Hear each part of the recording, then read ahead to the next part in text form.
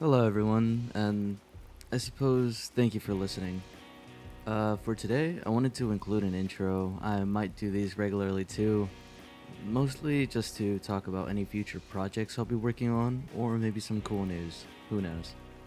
Anyways, I'm actually doing two stories this video. I worked really hard using a lot of experimental effects, and if they don't work out, please let me know in the comments. I'm proud of it, but it took a lot of working to get it there. I also wanted to state that going forward, I'll be moving away from stories in the Elder Scrolls universe, but I do have one more video tied to it coming soon.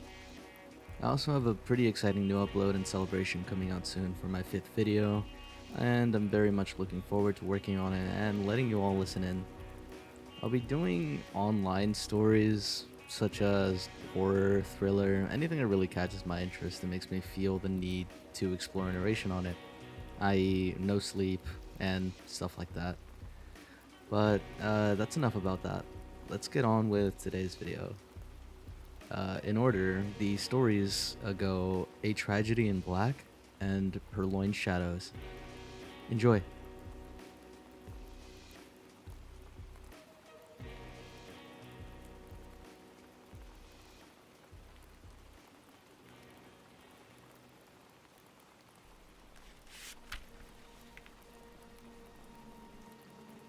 The Dremora looked on the young boy with disdain. He looked to be no more than 17 or 18, on the cusp of manhood. You have summoned me. Mother says I'm good with spells. Someday I'm gonna be a wizard, maybe even archmage. And what would your mother know of magic, boy? She's a wizard. She's an enchanter at the Arcane University. Another dabbler in the mystic arts. I'm certain she's barely mediocre. You shut up! I read the scroll. I get to tell you what to do. The Dremora was silent. Compulsion bound his voice. I want to know how to make a magic dress. I need it for her birthday. The Dremora's answer was more silence. You have to tell me. It's in the rules. Freed from the previous compulsion, the Dremora answered. First, you need a soul gem. I happen to have one, and would gladly give it to you for a noble cause. Really? Why do I need it? With a hidden smile, the Dremora handed over the dull black gem. It is not enough to cast a spell upon an inert object. Magic requires thought, intent, will, and emotion. The soul powers the enchantment. The bigger the soul, the more powerful the enchantment. So how big is the one in this soul gem? Oh, that one is empty. You'll have to fill it, but it can hold the largest of souls easily. Do you know how to do that? No, the young man said sullenly. Let me show you. You cast a spell like this. The tendrils of the soul trap spell spilled from his fingers and surrounded the boy. The young man's eyes went wide. I didn't feel anything, he complained. How about now? The Dremora asked, plunging his talons into the youth's ribcage. His heart beat only once before it was pulled from his chest. Quickly, the Dremora snatched back the black soul gem just as the youth died.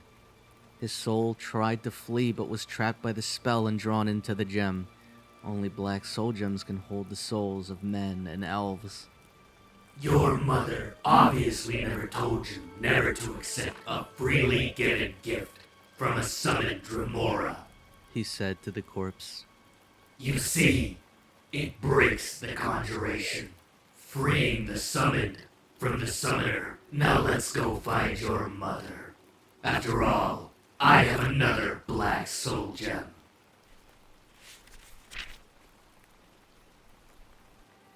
The candle was lit, and the thief was standing there, blinking, caught. She was young, rather dirty, wearing ragged black clothes that were surely quite smart and expensive weeks ago when she had stolen them from one of the city's best tailors. The look of surprise slipped from her face. and she took on a blank expression as she put the gold back on the table. "What are you doing here?" the man with the candle asked, stepping from the shadows. That's a stupid question. The girl replied, frowning. I'm obviously robbing you. The man smiled, glancing at the gold on the table. I would have to say that you're not robbing me. Attempting to rob me, perhaps. The question is, why? You know who I am, I assume. You didn't just come in through an unlocked door. I've stolen from everyone else. I've taken soul gems from the Mages Guild. I've robbed the treasury of the most secure fortress. I cheated the Archbishop of Julianos. I even pickpocketed the Emperor Pelagius at his coronation. I thought it was your turn. I'm flattered. The man nodded. Now that your ambition has been thwarted, what will you do? Flee? Perhaps retire? Teach me. The girl replied, a little grin finding its way unconsciously on her face. I picked all your locks. I slipped past all your wards. You designed them. You know how difficult that was for someone without training. I didn't come here for 6 gold pieces. I came here to prove myself. Make me your student. The master of stealth looked at the little girl burglar. Your skill is not in need of training. Your planning is adequate, but I can help you with that. What is without hope is your ambition. You are past stealing for your livelihood. Now you steal for the pleasure of it, for the challenge. That's a personality trait which is incurable and will lead you to an early grave. Haven't you ever wanted to steal that which can't be stolen? The girl asked. Something that would make your name known forever. The master did not answer. He only frowned. Clearly, I was fooled by your reputation. She shrugged and opened a window. I thought you might want a willing accomplice on some great act of thievery which would go down in history. Like you said, my skill at planning is only adequate. I didn't have in mind an escape route, but this will have to do. The burglar slipped down a sheer wall, dashed across the shadowy courtyard, and within a few minutes was back at her room in the rundown tavern. The master was waiting for her there, in the dark. I didn't see you go past me. She gasped. You turned on the street when you heard the owl call. He replied. The most important tool in the thieves' repertoire is distraction, either planned or improvised. I suppose your lessons have begun. And what is the final test? The girl smiled. When he told her, she could only stare.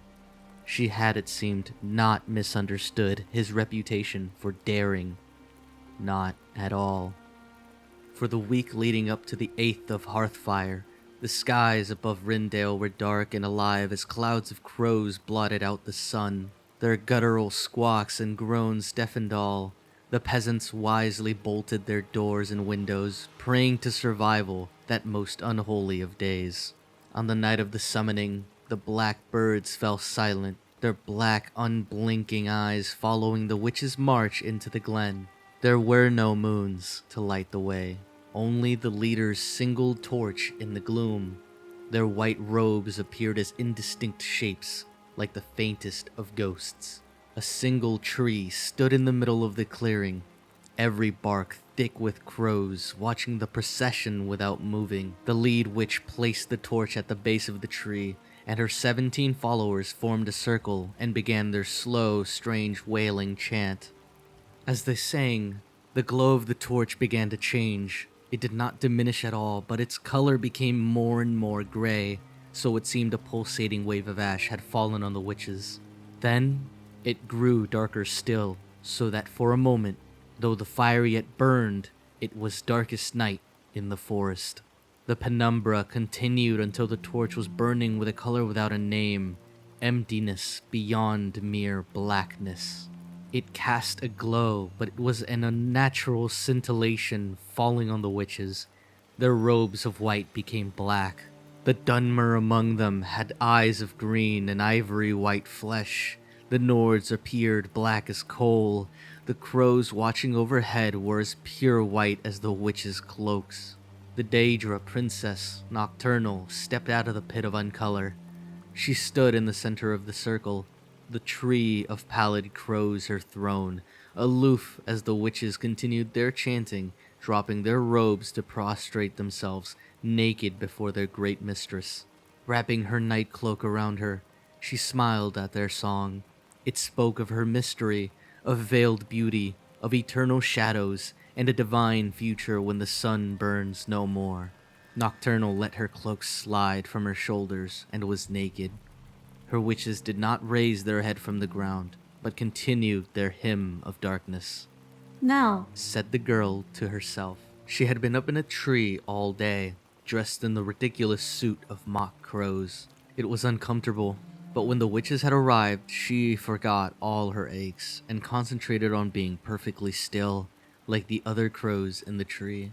It had taken considerable planning and study between her and the Master of Stealth to find the glen, and to learn what to expect in the summoning of Nocturnal. Gently, silently, the burglar eased herself down the branches of the tree, coming closer and closer to the Danger Princess. She let herself break concentration for just a moment and wondered where the master was. He had been confident in the plan. He said that when Nocturnal dropped her cloak, there would be a distraction, and it could be quickly taken in that instant provided the girl was in position at the precise right moment. The girl climbed along the lowest of the branches, carefully pushing aside the crows that were, as the master said, transfixed by the princess and her naked beauty. The girl was now close enough, if she only reached out her arm to touch Nocturnal's back. The song was rising to a crescendo, and the girl knew that the ceremony would soon be over. Nocturnal would clothe herself before the witches ended the chant, and the chance to take the cloak would be over. The girl gripped the tree branch tightly as her mind raced. Could it be that the master was not here at all? Was this conceivably the entire test? Was it only to show that it could be done, not to do it? The girl was furious. She had done everything perfectly, but the so-called Master of Stealth had proven himself a coward. Perhaps he had taught her a little in the months that it took to plan this, but what was it worth? Only one thing made her smile. On the night when she had stolen into his stronghold, she had kept one single gold piece, and he had never suspected it. It was symbolic, as symbolic as stealing the cloak of Nocturnal in its own way, proving that the master thief could be robbed. The girl was so lost in her mind that she thought she imagined it for a moment, when a man's voice yelled out from the darkness, "Mistress! The next words she knew she didn't imagine. Mistress! A thief! Behind you!" The witches raised their heads and screamed, ruining the sanctity of the ceremony as they charged forward. The crows awoke and burst from the tree in an explosion of feathers and toad-like cries. Nocturnal herself whirled around, affixing the girl with her black eyes. Who art thee who dares profane? The princess hissed as the pitch shadows flew from her body, enveloping the girl in their lethal chill. In the last instant, before she was swallowed alive by darkness, the girl looked to the ground and saw that the cloak was gone, and she answered as she understood. oh, who am I? I'm the distraction.